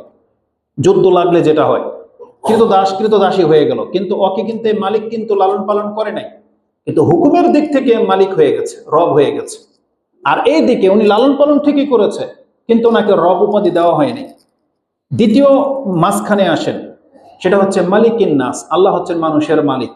এই ব্যক্তিও তার কৃতদাসের মালিক, এই ব্যক্তিও কৃতদাসের মালিক। আবার বাপমাও কিন্তু সন্তানের মালিক, কিন্তু বাপমার থ্রুতে আমরা যাদের জন্ম হয়ে গেছি, আমাদেরকে আল্লাহ একটা সম্মান দিয়েছেন। সম্মানটা কি? একজন মালিক তার কৃতদাসের সবকিছুর মালিক, ওর মালিক, ওর সম্পদেরও মালিক। এবং এই মালিক যদি চায় ওকে আমি সবসময় আমার পায়ের নিচে রেখে দেব, এই অধিকার তার আছে। কিন্তু একটা বাপ মাকে আবার আল্লাহ এই অধিকার দেয়নি। বাপ মা কিন্তু পূর্ণ অধিকার রাখে, কারণ ওকে জন্ম দিয়েছে, ওকে লালন পালন করেছে, ওর সম্পত্তিরও মালিক পিতা। কিন্তু কোনো পিতাকে এই মান দেওয়া হয় নাই যে তুমি তোমার সন্তানকে গোলাম ভাবতে পারো। এই তোমার ক্ষেত্রে তোমার সন্তান গোলাম না, ওকে একটা সম্মান দেওয়া হয়েছে শুধু রক্তের সম্পর্ক থাকার কারণে। তারপর আল্লাহ সুবহানাহু ওয়া তাআলা তৃতীয় ধাপে আসেন। আল্লাহ হচ্ছেন ইলাহিন নাস। আল্লাহ বলেছেন তোমাকে আমি রব বানিয়েছি, মালিকও বানিয়েছি, কিন্তু তুমি এই কৃতদাসের ইবাদত পাওয়ার যোগ্য না। কোন গোলাম তার মালিকের ইবাদত করতে পারবে না, সে তার আনুগত্য করতে পারবে। ও যদি বলে এখন ওখানে যাও, রোদে দাঁড়ায় থাকবে। ও যদি বলে আমার জন্য এটা নিয়ে আসবে। ও যদি বলে এখান থেকে মাটিগুলো সব সরাবি, ও বাধ্য। কিন্তু ওকে যদি বলে আমাকে সেজদা কর, এই গোলাম এটা করবে না, ওর মরে গেলেও করবে না, কারণ এই আদেশ ওকে করা হয় নাই।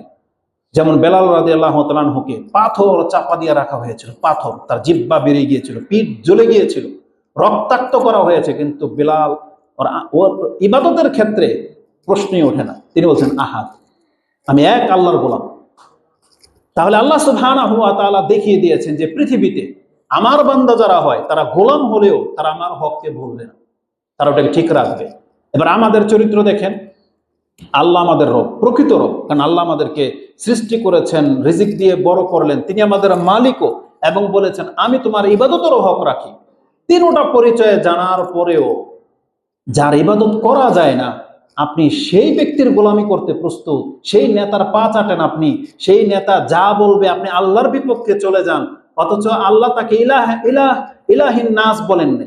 কিন্তু আল্লাহ হচ্ছেন ইলাহিন নাস, আল্লাহ হলেন মানুষের ইলাহ। কিন্তু আমরা আল্লাহকে রব জেনেও, মালিক জেনেও তার ইবাদত না করে এখন আমরা ব্যক্তি বা বস্তুর ইবাদতে লেগে গেছি। এটা মোটেও কাম্য নয়। তা আল্লাহ সুবহানাহু ওয়া তাআলা তিনটা পরিচয় আমাদেরকে জানিয়েছেন। তিনি হচ্ছেন রব্বুন নাস, তিনি হচ্ছেন মালিকিন নাস, তিনি হচ্ছেন ইলাহিন নাস, মানুষের ইলাহ। এটা হচ্ছে আল্লাহর পরিচয়। আল্লাহর এই পরিচয়টা জানার সাথে সাথে আমাদের পরিচয় কিন্তু ফুটে উঠেছে। সেটা কি? তার মানে আমাদেরকে আল্লাহ সৃষ্টি করেছেন, আমরা হলাম মাখলুক, সৃষ্টি। আমাদের মালিক আছেন, তার মানে আমরা হচ্ছে দাস, আর আমরা হলাম গোলাম, যে আমরা তার গোলামি করতে বাধ্য। এই তিনটা দিক আপনার কাছে আমি তুলে ধরলাম। এখানে আরেকটা দিক আমি আপনাকে তুলে ধরি। একজন কৃতদাস বা একজন সন্তান, সে তার বাপ মার যত আনুগত্য করে নিক না কেন, বাপ মা কখনোই এই সন্তানকে মানে নিজের মাথার মানে নিজের ওই সেজদার জায়গা বানাবে না, অতটা দেবে না। বাপ মার দিক থেকে হয়তো আপনি বুঝবেন না, কৃতদাসের মালিকের উদাহরণটাই বুঝবেন। একজন মালিক তার কৃতদাস থেকে যত রেসপেক্ট পাওয়ার যদি পেয়ে যায়, একটা কৃতদাসী যদি তার মালিকের এতটা আনুগত্য করে যে সে সন্তুষ্ট, পৃথিবীর ইতিহাসে এটা কেউ দেখাইতে পারবে না যে সেই মালিক তার কৃতদাসকে সবার সামনে বলেছে এটা আমার বন্ধু। কেউ করবে না এটা। একটা কোম্পানির বড় মালিক, মানে কোম্পানির মালিক, সে তার কোনো ওয়ার্কারকে বলে না যে এই যে এটা আমার বন্ধু, এটা বলে না, তার ফিতরতে যায় না এটা, তার মধ্যে কিছুটা জালাসি, অহংকার থাকে। এটা আল্লাহ সুবহানাহু ওয়া তাআলা কি বলেন জানেন? আমি তোমার রব, আমি তোমার মালিক, তুমি আমার দাস, কিন্তু তুমি যদি বান্দা আমার এই বন্দিগিটাকে উত্তম ভাবে করে দেখাও, আমি ঘোষণা করে দিব তুমি আমার বন্ধু। এটা আল্লাহ করেছে। এটাই হচ্ছে আজকের মূল বিষয়। এটা আমি আপনাকে দেখাবো যে আল্লাহ সুবহানাহু ওয়া তাআলা মানুষের মধ্য থেকে, তার গোলামদের মধ্য থেকে কতককে তিনি শুধু বন্ধু না, অন্তরঙ্গ বন্ধু হিসেবে গ্রহণ করেছেন, এবং এটা ঘোষিত, আল্লাহ ঘোষণা করে দিয়েছেন। যেমন কোরআনে আল্লাহ সুবহানাহু ওয়া তাআলা আমাদেরকে জানিয়েছেন যে আল্লাহ সুবহানাহু ওয়া তাআলা ইব্রাহিম আলাইহিস সালামকে যে অন্তরঙ্গ বন্ধু হিসেবে গ্রহণ করেছেন, এটা কোরআনের আয়াত দ্বারা আল্লাহ সুবহানাহু ওয়া তাআলা জানিয়ে দিয়েছেন, যেটা আপনি সূরা নিসা 4 নম্বর সূরার 125 নম্বর আয়াতে পেয়ে যাবেন। আল্লাহ বলেছেন ওয়াত্তাখাযাল্লাহু ইব্রাহিমা খলিলা, আল্লাহ ইব্রাহিমকে খলিল হিসেবে গ্রহণ করেছেন। খলিল মানে হচ্ছে অন্তরঙ্গ বন্ধু। এটা যেহেতু কোরআন নাজিল হওয়ার সময়ের ঘটনা, এজন্য আল্লাহ সুবহানাহু ওয়া তাআলা ইব্রাহিমের নাম এখানে এনেছেন। আর আমাদের নবী মুহাম্মদ রাসূলুল্লাহ সাল্লাল্লাহু আলাইহি সাল্লাম সম্পর্কে আল্লাহ তার ইন্তেকালের পূর্বেই জানিয়ে দিয়েছেন যে আপনাকে আমি বন্ধু হিসেবে গ্রহণ করলাম। আমাদের নবীকেও আল্লাহ সুবহানাহু ওয়া তাআলা অন্তরঙ্গ বন্ধু হিসেবে গ্রহণ করেছেন, যেটা হাদিস আপনি বুখারী এবং মুসলিমে পেয়ে যাবেন। মুসলিমের বর্ণনাটা একেবারেই স্পষ্ট। তাতে রাসূলুল্লাহ সাল্লাল্লাহু আলাইহি ওয়াসাল্লাম থেকে জুনদুব ক্বালা সামিআতুন নবী সাল্লাল্লাহু আলাইহি ওয়াসাল্লাম ক্বাবলা আইয়ামুতু বিখামসিন, তিনি মৃত্যুর 5 দিন আগে তিনি আমাদেরকে এই কথা বলেছেন যে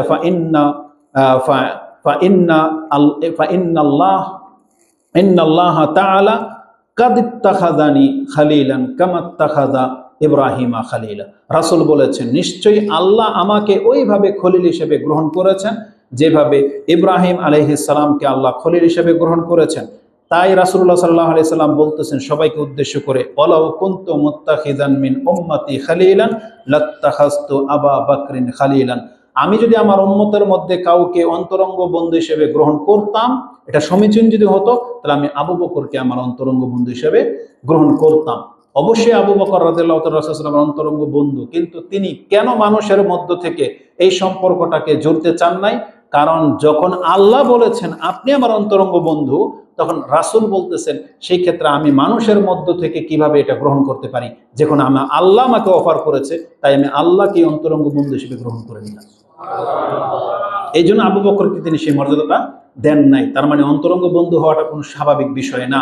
তা আল্লাহ যেহেতু তাকে অফার দিয়েছেন, এই জন্য রাসূলুল্লাহ সাল্লাল্লাহু আলাইহি সাল্লাম আল্লাহর অন্তরঙ্গ বন্ধু হওয়াটাই পছন্দ করেছেন। তাই মানুষের মধ্য থেকে কাউকে তিনি অন্তরঙ্গ বন্ধু বানান নাই। তবে বলেছেন আবু বকরের সাথে আমার ভ্রাতৃত্ব এবং উখিয়াত মানে ভ্রাতৃত্ব বোধ আছে। তার মানে পৃথিবীর সমস্ত মানুষকে যদি এক পাল্লায় মাপা হয়, তাহলে আবু বকর একাই এক পাল্লা দখল করে নেবে। রাসূল বলেছেন এই আবু বকর আমার জন্য তার সময়, তার শ্রম, তার সম্পদ সব লুটে দিয়েছে। এই জন্য আবু বকরের মান কেউ পাবেও। আল্লাহ সুবহানাহু ওয়া তাআলা তাদের উপর রহম করুন, আমিন। তো এই হাদিসটি ইমাম মুসলিম কোট করেছেন কিতাবুস সালাত মসজিদের অধ্যায়। এই 5 দিন আগে এই কথা বলে দিয়ে রাসূলুল্লাহ সাল্লাল্লাহু আলাইহি ওয়াসাল্লাম আমাদেরকে সতর্ক করেছেন, আলা ওয়া ইন্না মান কানা ক্বাবলাকুম, তোমরা সাবধান থেকো, তোমরা জেনে রাখো তোমাদের পূর্বে যে জাতি অতীত হয়ে গেছে তারা কি করত? কানু ইয়াত্তাখিযুনা কুবুর আম্বিয়াইহিম ওয়া সালিহিম মাসাজিদা, তোমাদের পূর্বের জাতিরা তাদের সৎ ব্যক্তিদেরকে এবং তাদের নবীদেরকে মরে গেলে তারা কবরকে মসজিদ বানায় ফেলতো। খবরদার আমি মরার পরে তোমরা কিন্তু আমার সম্পর্কে এরকম বাড়াবাড়ি করবে না। আলা ফালা তাত্তাখিযুল কুবুরা মাসাজিদান, তোমরা আমার কেন কারো কবরকে মসজিদের সেজদার জায়গায় রূপান্তরিত করবে না। ইন্নী আনহাকুম আন যালিক, আমি তোমাদেরকে এই কর্ম করা থেকে নিষেধ করতেছি। তাহলে যতগুলো মাজারওয়ালা আছে, যারা মাজারকে নির্মাণ করেছে, তারা প্রত্যেকে রাসূলুল্লাহ সাল্লাল্লাহু আলাইহি সাল্লামের এই হাদিসের নিষেধাজ্ঞাকে অমান্য করে চলতেছে। অথচ রাসূলুল্লাহ সাল্লাল্লাহু আলাইহি সাল্লাম কবরকে মসজিদ বানাতে মানে কি সেজদার স্থান বানাতে নিষেধ করেছেন। কবরস্থানে কোনো সেজদা চলবে না। এই জন্য মাজারকে সামনে রেখে, কবরওয়ালাকে সামনে রেখে আপনি নামাজ পড়বেন, এটা আপনার জন্য জায়েজ নাই।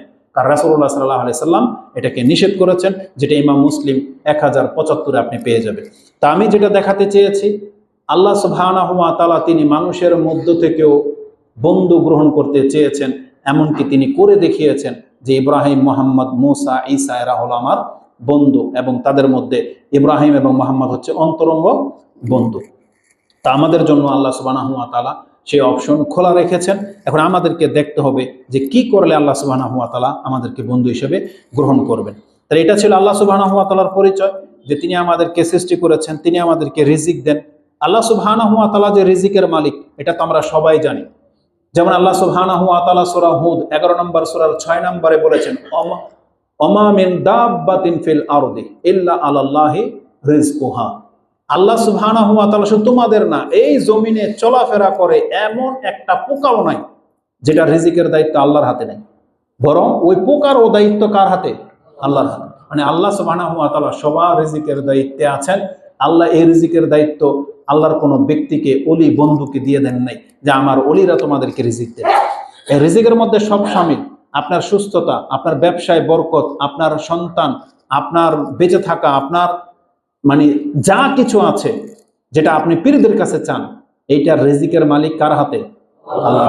এটা আল্লাহ কোনো পীরকে দিয়ে দেয়নি। এই জন্য আপনাদেরকে ধোঁকা দিয়ে দেওয়া হচ্ছে। সতর্ক সাবধান হওয়ার চেষ্টা করেন। এবার আসুন, আমাদের পরিচয় কি? ওই আল্লাহর পরিচয় থেকে আপনি আপনার পরিচয়ও খুঁজে পাচ্ছেন। তো আমাদের হাকিকি পরিচয় যেটা, এটা আল্লাহ স্পষ্ট করেন সূরা আয-যারিয়াত 11 নম্বর সূরার 56 নম্বর আয়াতে বলে দিয়েছেন। আল্লাহ বলেছেন, ওমা খালাকতুল জিন্না ওয়াল ইনসা ইল্লা লিয়াবুদুন, আমি জিন এবং ইনসানকে কেবল আমার বন্দিগির জন্য আমি সৃষ্টি করেছি, অন্য কোনো উদ্দেশ্যে না। তার মানে আমরা সবাই হলাম আল্লাহর গোলাম, আল্লাহর গোলাম। এটাই হচ্ছে আমাদের আসল পরিচয়। আল্লাহ কেন আমাদেরকে সৃষ্টি করেছেন? এই গোলামি দিয়ে আল্লাহ আমাদেরকে কি করতে চাচ্ছেন, আল্লাহ এটাও স্পষ্ট করে দিয়েছেন। আপনি ভাববেন না যে আল্লাহ আমাদেরকে গোলাম বানিয়ে সৌদি আরবের ওই কফিলদের মতো। জানেন, আপনি বুঝতে পারবেন আল্লাহ সুবহানাহু ওয়া তাআলার পদ্ধতিটা। পীররা আর কফিলরা যেটা করে, পীরেরা মুরিদ বানায় যাতে মুরিদরা সব ধন ভান্ডার এনে পীরকে কুটিপতি করে দেয়। তারপরে পীরে ইলেকশন করবে, কি করবে, টাকা কারা দেয়? সবই মুরিদানরা দেয়। তো পীরদের মতো আল্লাহ না, যে আল্লাহ এটা চান নাই যে তোমাদেরকে আমার সব আমার মানে কফিলের কি বলে, আমেল। আল্লাহ সুবহানাহু ওয়া তাআলা আমাদেরকে আমেল সৃষ্টি করে নাই যে তোমাদেরকে সৃষ্টি করে আমি দুনিয়াতে ছেড়ে দিয়েছি, এখন তোমরা মাসে যা ইনকাম করবা 2 টাকা আমাকে দিবা, তাতে আমার রাজ্য চলবে।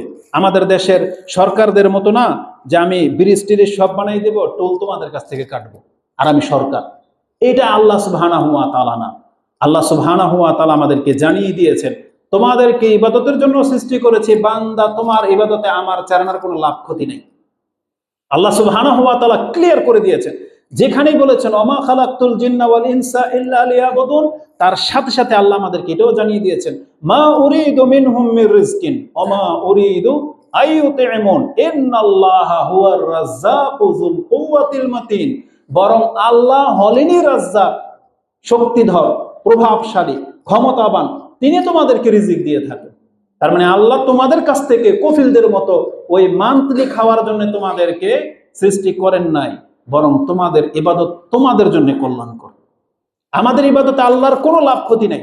আল্লাহ সুবহানাহু ওয়া তাআলা এই কথাটাকে বোঝানোর জন্য কোরআনে যে কত ব্যাপকভাবে আমাদেরকে জানিয়েছেন।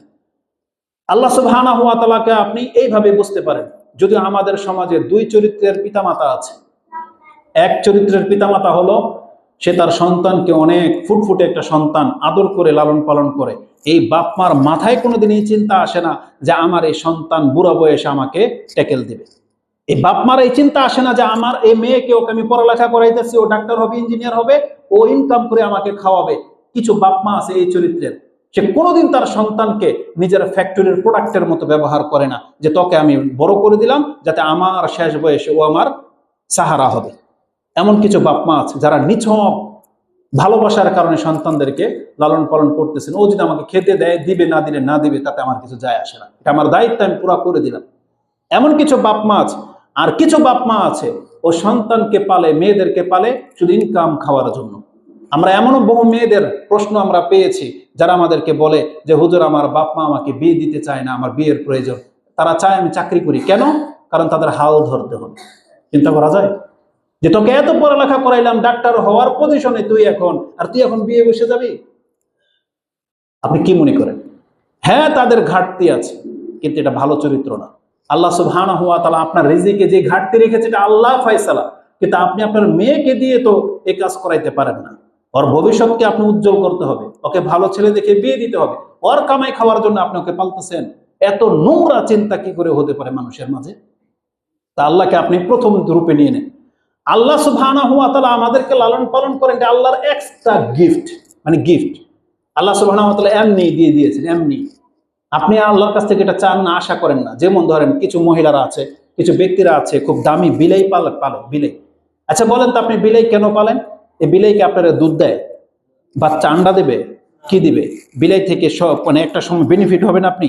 না, তুচ্ছ কাজ। বিলাইটাকে আপনি আদর করে পালতেছেন, ওকে খাওয়াচ্ছেন, সবকিছু করছেন, মেও মেও করে আপনার সামনে, বাস এতে আপনি মজা পান। আল্লাহ সুবহানাহু ওয়া তাআলা এমনটাও না। আল্লাহ বলছে, আরে বেটা, তোকে আমি সৃষ্টি করেছি, তোর আমি রিজিক দিয়ে যাবো, কারণ আমার কাছে ভান্ডার আছে, আমি তোর কাছ থেকে লাভবান হওয়ার জন্য তোকে সৃষ্টি করি নাই। আল্লাহ সুবহানাহু ওয়া তাআলার জন্য আসলে কোনো মানে এক্সাম্পলই ফিট হবে না, কারণ আল্লাহ হচ্ছেন আলা মিসাল। কিন্তু বোঝার জন্য এই কথাগুলো বিভিন্ন ভাবে আপনার কাছে বললাম। আল্লাহ সুবহানাহু ওয়া তাআলাকে চিনতে হলে আপনার মতো করে আপনাকে ভাবতে হবে যে আল্লাহ আসলে কি চেয়েছেন আমাদের কাছ থেকে, আল্লাহর কি লাভ আমাকে খাওয়াচ্ছেন, কি লাভ। আল্লাহ সুবহানাহু ওয়া তাআলার কোনো লাভ নাই। আল্লাহর যে কোনো লাভ নাই তার বাস্তব প্রমাণ হলো আমরা তো আল্লাহর প্রতি ঈমান এনেছি, আল্লাহর কথা বলতেছি, কিন্তু হাজারো কাফের আছে যারা আল্লাহকে মানেই নাই, কিন্তু তাদেরকে আল্লাহ সুবহানাহু ওয়া তাআলা বিলিয়নিয়ার বানিয়ে রেখেছে, তাই না? কত শত কোটি টাকার মালিক বানিয়ে রেখেছে। তার মানে আল্লাহ বোঝাতে চেয়েছেন এটার সাথে আমার কোনো সম্পর্ক নেই বান্দা, এটা হচ্ছে দুনিয়া। আল্লাহ সুবহানাহু ওয়া তাআলা এই কথাগুলো আমাদেরকে কিভাবে বোঝাতে চেয়েছেন? মূসা আলাইহিস সালাম তিনি তার জাতির কাছে এই কথাটা বলেছিলেন, ক্বালা মূসা ইন তাকফুরু আনতুম ওয়া মান ফিল আরদি জামিআন ফা ইন্নাল্লাহা গানিয়্যুন হামিদ। হে আমার জাতি, তোমরা শোনো, তোমরা এবং পুরো পৃথিবীবাসী যদি আল্লাহর কাছ থেকে মুখ ফিরিয়ে নাও, ইন আনতুম ওয়া মান ফিল আরদি জামিআন ফা ইন্নাল্লাহা লাগানিয়্যুন হামিদ, তোমরা জেনে রাখো অবশ্যই আল্লাহ সুবহানাহু ওয়া তাআলা হচ্ছেন গনি এবং তিনি হচ্ছেন প্রশংসিত। তার মানে তাকে প্রশংসা করলে তিনি প্রশংসিত হবে না, তোমার প্রশংসাতে আল্লাহ সুবহানাহু ওয়া তাআলার কিছু যায় আসে না। এবং আল্লাহ আমাদেরকে এই কথাও বলেছেন যে আমি লোকমানকে যখন হিকমা দিয়েছি এবং লোকমানকে আমি এটা স্মরণ করিয়ে দিয়েছি, তোমার প্রজ্ঞার কারণে তুমি আল্লাহর শুকরিয়া আদায় করবে। আল্লাহ বলেছেন, ওয়ালাকাদ আতাইনা লুকমানাল হিকমাতা আনিশকুরু লিল্লাহ, আমি তাকে প্রজ্ঞা দিয়ে বলেছিলাম, চেয়েছিলাম যে ও আমার শুকরিয়া আদায় করবে, আল্লাহর পক্ষ থেকে জ্ঞান প্রাপ্ত হয়েছে। তারপর আল্লাহ এটাও আমাদেরকে জানিয়ে দিয়েছেন, ওমাই ইয়াশকুর ফা ইন্নামা ইয়াশকুরু লিনাফসি, যে শুকরিয়া আদায় করবে এটা তার কল্যাণের জন্য, তারই কল্যাণ হবে। নাফসি ওমান কাফারা ফা ইন্নাল্লাহা গানিয়্যুন হামিদ।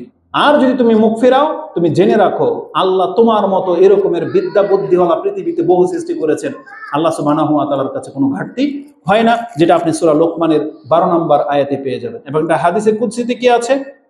হাদিসে কুদসিতে আছে, আল্লাহ সুবহানাহু ওয়া তাআলা বলেন, ইয়া ইবাদি, হে আমার বান্দারা, ইন্না লাউ আন্না আউওয়ালাকুম ওয়া আখিরাকুম ওয়া ইনসাকুম ওয়া জিন্নাকুম কানু আলা আতকা কলবি রাজুলিন ওয়াহিদিন মিনকুম মা যাদা যালিকা ফি মুলকি শাইআন। তোমরা সবাই, পৃথিবীর সমস্ত জিন, সমস্ত মানুষ যদি তোমাদের অন্তর যদি মুহাম্মদ সাল্লাল্লাহু আলাইহি সাল্লামের মতন হয়ে যায়, তার মানে সবচেয়ে আতকা, সবচেয়ে যিনি আল্লাহকে বেশি ভয় করতেন, সবচেয়ে বেশি যিনি আল্লাহর ইবাদত করতেন, তোমরা সবার চরিত্র যদি মুহাম্মদ সাল্লাল্লাহু আলাইহি সাল্লামের মতন হয়ে যায়, মা যাদা ফিল মুলকি শাইআন, আমার রাজত্বে সামান্য একটু বৃদ্ধি হবে না।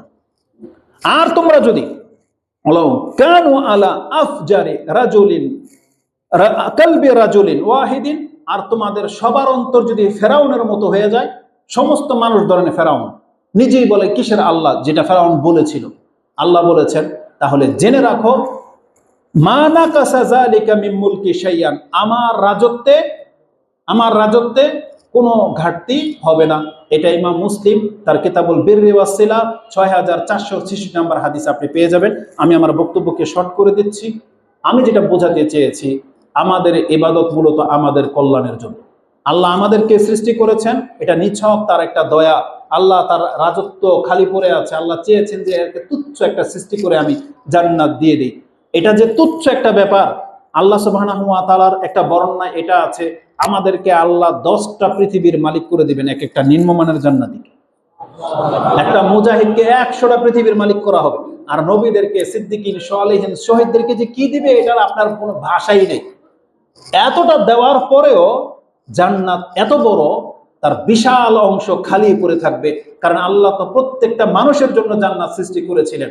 এই যে জাহান্নাম ভরে যাবে মানুষ দিয়ে, জিন দিয়ে, তাদের সবার জন্য জান্নাতের কোঠা ছিল, কিন্তু সেই জায়গাগুলো খালি পড়ে থাকবে। তখন আল্লাহ সুবহানাহু ওয়া তাআলা ইচ্ছা করে আরেকটা জাতি সৃষ্টি করবেন জান্নাতে, ওরা বড়ই হবে জান্নাতে। আল্লাহর কাছে এটা সহজ ব্যাপার, সহজ ব্যাপার। এটা আপনাকে দিয়ে আল্লাহ 10টা পৃথিবী ভরাবে শুধু আপনার সন্তান দিয়ে। কি মনে করেন? মানে আপনি হলেন সেখানকার কিং, 10টা পৃথিবীর মালিক আপনি। আপনাকে কতগুলো স্ত্রী লাগবে এটা আল্লাহ সুবহানাহু ওয়া তাআলা ভালোই জানেন, এবং সেই 10টা জান্নাত বা 10টা পৃথিবীকে আপনার নাসল দিয়ে আল্লাহ ভরে দেবে। কি মনে করেন? যে এবার আপনি আবাদ করেন, কতটুকু পারেন দেখা যাবে, এটা হচ্ছে জান্নাত। কিন্তু আপনি আল্লাহকে বোঝার চেষ্টা করেন। এই যে বক্তব্যটা আমি আপনার কাছে পেশ করেছি, একটা আয়াতকে শুধু বাস্তবায়ন দেখানোর জন্য। এটা বলে দিয়ে আমি খুতবা শেষ করে দেব। এটা ছিল বক্তব্যের মূল। আজকে আমরা অধিকাংশ মানুষ আল্লাহর বন্দেগী থেকে মুখ ফিরিয়ে নিয়েছে। আপনি বুঝতেই পারতেছেন আপনি কত বড় ভুল করেছেন। আল্লাহ সুবহানাহু ওয়া তাআলা কোরআনে চমৎকার একটা এক্সাম্পল টেনেছেন ঈসা আলাইহিস সালাম কেন্দ্র করে। আপনি ভাববেন না যে আল্লাহর সন্তান হওয়া, আল্লাহর ওলি হওয়া এটাতে গর্বের বিষয়। যেমন আমাদের দেশে ইঞ্জিনিয়ার, ডাক্তার, আমি আল্লাহর ওলি, ইনি প্রেসিডেন্ট, ইনি নেতা, এমপি, এগুলো যে গর্ববোধ করেন, আল্লাহ বলতেছেন তোমরা পৃথিবীর মানুষ জেনে নাও, ঈসা আলাইহিস সালামকে তোমরা যারা আল্লাহর পুত্র বলে সম্মান দেখাতে চেয়েছো, তোমরা ভাইবো না যে এতে তার সম্মান বাড়বে, কিন্তু ঈসার চরিত্র কি সেটা আমি তোমাদেরকে জানিয়ে দিই। আল্লাহ বলতেছেন লা ইয়াস্তানকিফাল মাসিহা আইয়াকুনা আবদাল লিল্লাহ ওয়ালাল মালাইকাতুল মুকাররাবিন। আল্লাহ বলেছেন ঈসা কেন, আমার যে সম্মানিত ফেরেশতারা আছে জিবরাইল পর্যন্ত নিজেকে আমার গোলাম হিসেবে পরিচয় দিতে ও হীন মনে করে না। কি মনে করলেন? যে ঈসা আলাইহিস সালাম তুমি যদি জিজ্ঞেস করো আপনি কে, সে বলবে না যে আমি সান অফ গড, সে বলবে না আমি আল্লাহর সন্তান, বরং সে বলবে আনা আব্দুল্লাহ। ঈসা বলবে আমি কে, আমি আব্দুল্লাহ। মানে ঈসা আলাইহিস সালাম নিজেকে আল্লাহর গোলাম বলতে এটাকে তুচ্ছ ভাবে না, এটাকে হীন ভাবে না যে আমি ছোট হয়ে যাব, বরং আল্লাহ বলছেন লা ইয়াস্তানকিফাল মাসিহ, ঈসা নিজেকে ছোট মনে করে না যে আমি আল্লাহর বান্দা, বরং তোমরা তাকে আল্লাহর পুত্র বানাতে গিয়ে তাকে জালেমের অন্তর্ভুক্ত করে দিচ্ছ। বরং ঈসা আল্লাহর বান্দা হওয়াতেই ওর সৌভাগ্য। আল্লাহ বলেছেন কেউ যদি আল্লাহর বান্দা হতে পারে এটা ওর জন্য সৌভাগ্য। মুহাম্মদুর রাসূলুল্লাহ সাল্লাল্লাহু আলাইহি ওয়াসাল্লামকে আল্লাহ নিজের বান্দা বলে ঘোষণা করেছেন কোরআনে, এটা আমার বান্দা। ওয়ান্নাহু লাম্মা কামা আব্দুল্লাহ, সূরা জিনের মধ্যে 17 নম্বর 17, 18, 19 নম্বর আয়াত আপনি পেয়ে যাবেন। আল্লাহ বলছেন ওয়ান্নাহু লাম্মা কামা আব্দুল্লাহ, আল্লাহর বান্দা যখন নামাজে দাঁড়ায় তখন তারা মনে হচ্ছে তাকে হুমড়ি খেয়ে ধরবে। এই বর্ণনার মধ্যে জিনদের কথা আছে, কাফেরদের কথা আছে, বিভিন্ন বর্ণনায় আসছে। তো আল্লাহ এখানে মুহাম্মদ সাল্লাল্লাহু আলাইহি সাল্লামকে আল্লাহর বান্দা বলে ঘোষণা করে দিয়েছেন। আর মুহাম্মদুর রাসূলুল্লাহ সাল্লাল্লাহু আলাইহি সাল্লাম নিজেও আমাদেরকে কি বলেছেন যে হে মানুষ তোমরা সতর্ক হয়ে যাও, আমাকে সাইয়্যেদ বলো কি বলো না বলো তোমরা সতর্ক হয়ে যাও। লা তুতরুনি কামা আতরাতিন নাসারা ইবনে মারইয়াম, মারইয়াম আলাইহিস সালাম তার ছেলে ঈসা সম্পর্কে জাতি যতটা বাড়াবাড়ি করেছে, খবরদার তোমরা আমার সম্পর্কে এতটা বাড়াবাড়ি করবে না, তোমরা আমার পরিচয় জেনে নাও। ইন্নী আব্দুল্লাহ, আমি কিন্তু আল্লাহর বান্দা। ফাকুলু আব্দুল্লাহি ওয়া রাসূল, তোমরা বলো যে আল্লাহর বান্দা এবং তার রাসূল।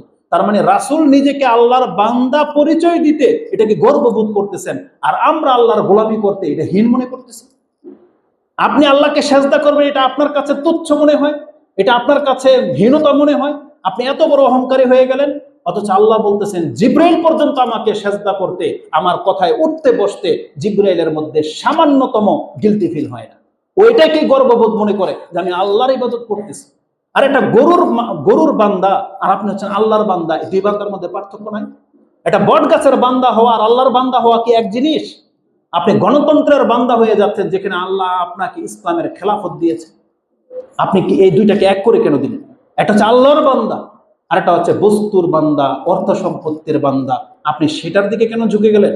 এটা মোটেও না। রাসূল সাল্লাল্লাহু আলাইহি ওয়াসাল্লাম বলেছেন ওয়াকুলু আব্দুল্লাহি ওয়া রাসূল। এই যে আপনি আত্তাহিয়াতুর মধ্যে যে সালাম দেন, আত্তাহিয়াতুর শেষে কি বলেন? আশহাদু আল্লা ইলাহা ইল্লাল্লাহ ওয়া আশহাদু আন্না মুহাম্মাদান আবদুহু ওয়া রাসূলুহু। এর চাইতে যদি উত্তম কোন পরিচয় মুহাম্মদ সাল্লাল্লাহু আলাইহি সাল্লামের যদি হতো তাহলে আল্লাহ সেটাই বলতেন। কিন্তু আল্লাহ বলেছে এটা আমার বান্দা। আল্লাহ যদি কাউকে নিজের বান্দা বলে ঘোষণা করে দেন তার উপাধি আপনি জানেন? এটাই ছিল আজকের বক্তব্যের মূল বিষয়। যেই ব্যক্তি আল্লাহর বান্দা রূপে প্রকাশ পেয়ে যাবেন, পরিচয় পেয়ে যাবে, আল্লাহ বলেছেন আমি তোমার ওলি, আমি তোমার মাওলা। সে আল্লাহর আরো দুইটা পরিচয় পাবে, এক কি ওলি, আরেকটা হচ্ছে মাওলা। মাওলা মানে বোঝেন যিনি আপনার রক্ষক, যিনি আপনার দায়িত্বশীল, তিনি হচ্ছেন আপনার মাওলা। আপনার ওলি মানে আল্লাহ হচ্ছেন ওলি, আপনার বন্ধু। তার মানে বন্ধু বন্ধুর উপকারে আসে। এই জন্য আল্লাহ বারবার কোরআনে বলেছে যেই সমস্ত কাফেররা আমাকে ছেড়ে দিয়েছে কিয়ামতের মাঠে ওয়ালা তাজিদু ওয়ালিয়ান ওয়ালা নাসিরা, তারা কোনো ওলিও পাবে না, সাহায্যকারীও পাবে না। আর আমরা যদি আল্লাহর বান্দা হয়ে যাই, আল্লাহ আমাদের কাছে কিয়ামতের মাঠে ওলি হয়ে আসবেন এবং মাওলা হয়ে আসবেন, যে আল্লাহ আমাদের দায়িত্ব নিয়ে নেবেন। আল্লাহ তুমি আমাদের এই ওলিয়ত্ব কবুল করো। আল্লাহ তুমি আমাদেরকে তোমার বান্দা হিসেবে ঘোষণা করে দাও। আমিন ইয়া রাব্বাল আলামিন। সুবহানাকাল্লাহুম্মা রাব্বানা ওয়া বিহামদিকা আশহাদু আল্লা ইলাহা ইল্লা আনতা আস্তাগফিরুকা ওয়া আতুবু ইলাইক।